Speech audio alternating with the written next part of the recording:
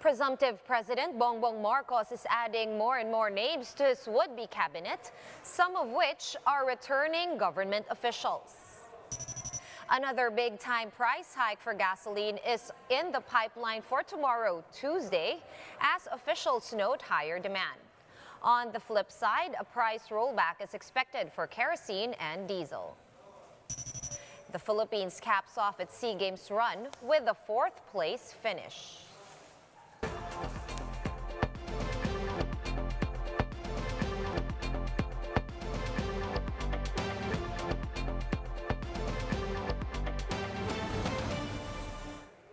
Fast, focused, and fearless. Here's a roundup of stories we're watching now. I'm Sean Yao. The House of Representatives and the Senate will be convening tomorrow for the canvassing of votes for President and Vice President. Let's get some details from Marian Enriquez, who joins us live from Quezon City. Hi, Maan. Good evening. What's the latest over there?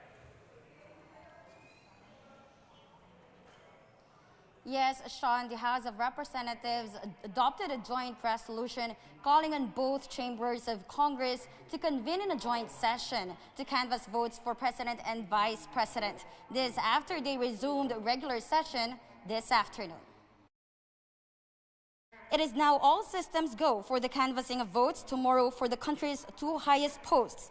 The joint public session will start on Tuesday at 10 a.m. at the plenary hall of Batasang Pambansa. According to House Secretary General Mark Leandro Mendoza, the NBOC is determined to finish the canvassing on Wednesday night or Thursday morning. This as they aim to canvass votes non-stop starting tomorrow. About 167 ballot boxes have already arrived at the Batasang Pambansa earlier today. Mendoza assured that Congress will be efficient and transparent in canvassing votes. The Joint Committee is in charge of checking whether the votes cast for each candidate in the electronically transmitted COCs and the physical COCs match. Should there be an issue, the canvassing of that certain COC shall be deferred. The Joint Committee shall require the Board of Canvassers concerned to explain the discrepancy.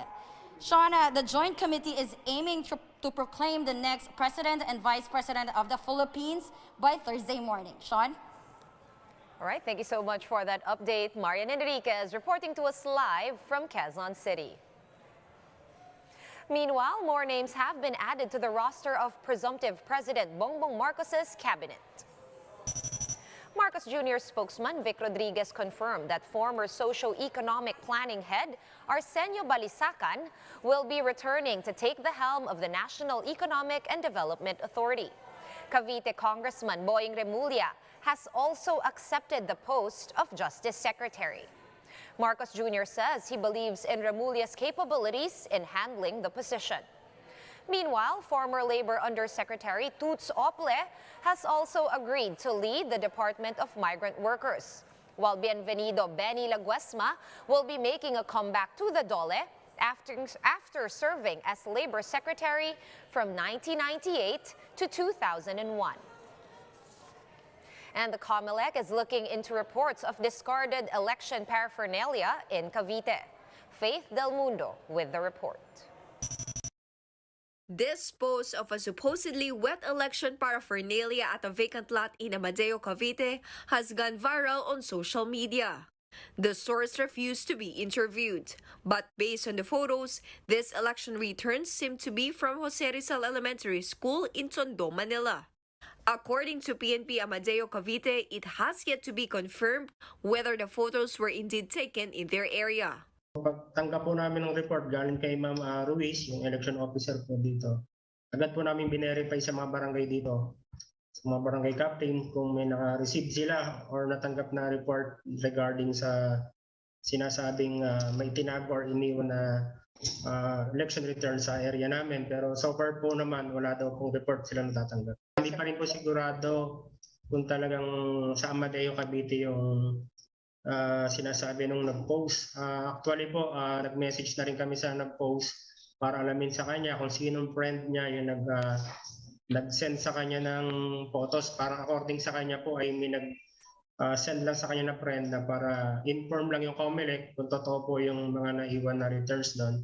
So which is hindi naman po namin, wala pong identification na talagang location po nun ay Amadeo, Cavite.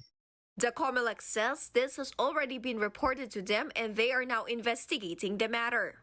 For election watchdog Contradaya, there is clear irregularity if these are indeed authentic election paraphernalia used for the 2022 elections because there is supposed to be proper process for disposal and storage of ERs. Hindi dapat yan agad-agaran dinidispose kasi kung may question dun sa resulta ng halalan, kung may magde-demand ng recount halimbawa, dapat properly secure yan. So merong storage facility yung COMELEC para itago yung mga BCM, yung mga balota, at pati yung mga printout ng mga election returns na yan.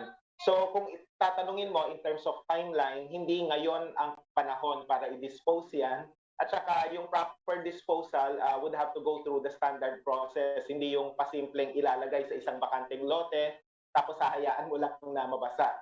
So there is some degree of irregularity dun sa sitwasyon.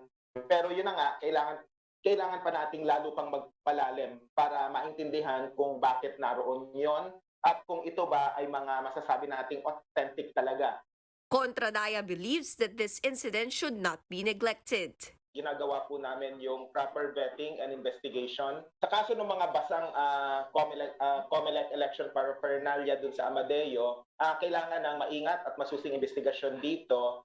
At sa bahagi ng Contradaya, yun yung sinusubukan po talaga namin. This is a cause for concern kasi outside the Amadeo case, we've already uncovered several instances of election fraud and these are hardly anecdotal. In fact, merong systematic way para dun sa disinformation, particularly yung denialism tsaka yung red tagging, along with the breakdown of the vote counting machine.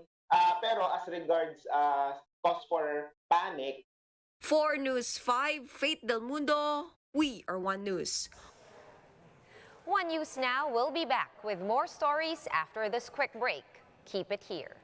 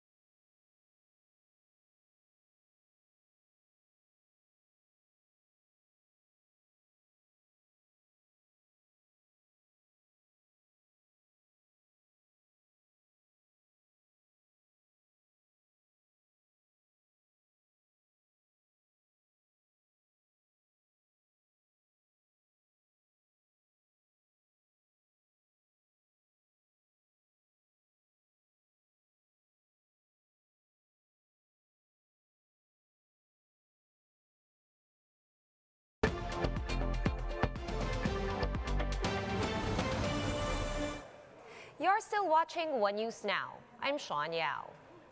Gasoline prices are set to climb again starting tomorrow, prompting concerns on higher commuter volume and the lack of available public transport routes. Shyla Francisco with the report.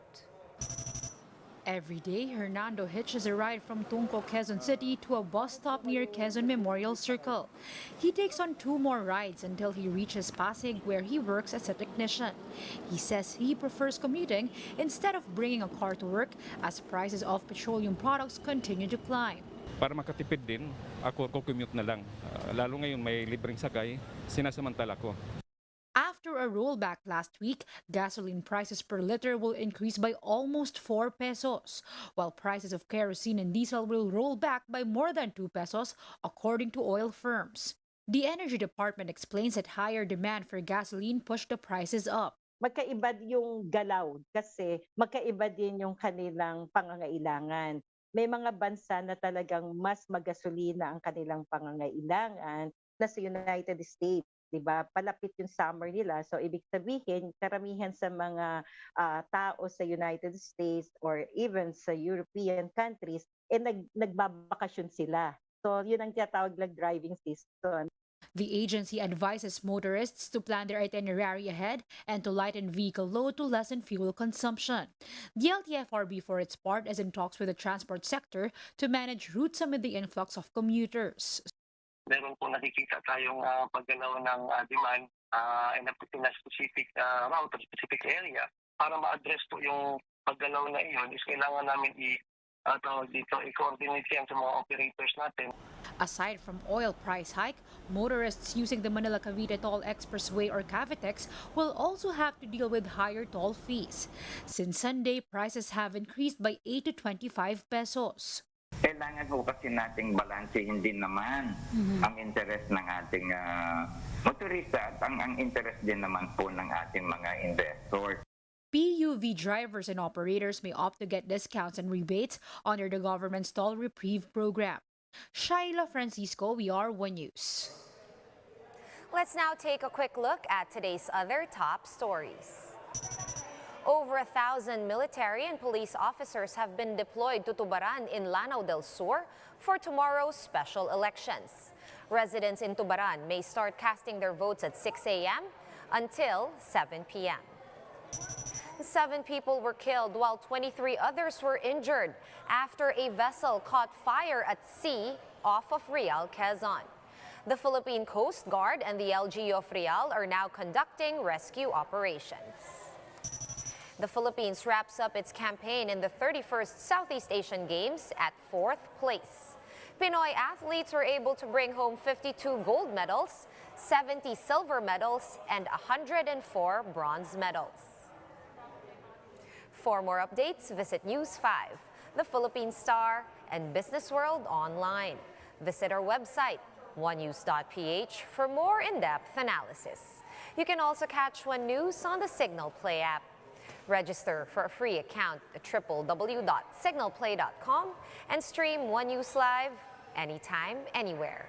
Masks on, wash hands, and stay safe, Philippines. I am Sean Yao. We are One News.